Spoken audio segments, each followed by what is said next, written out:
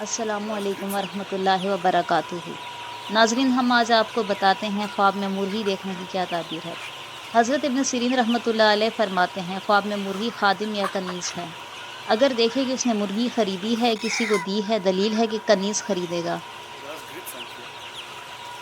یا خادم مزدوری پر لے گا، اور اگر دیکھے کہ اس کے پاس بہت سی اور بے اندازہ مرغیاں ہیں، دلیل ہے ریاست اور سرداری پائے گا، اور اگر دیکھے کہ اس نے مرغی کا گوشت کھایا ہے، دلیل ہے اسی قدر خادموں سے مال اور نعمت پائے گا، اور اگر دیکھے اس نے مرغی ذبح کی ہے، دلیل ہے اس کا فرزند یا اس کے غلام کا فرزند یا اس کی کنیز کسی بلا میں مبتلا ہو جائے گی۔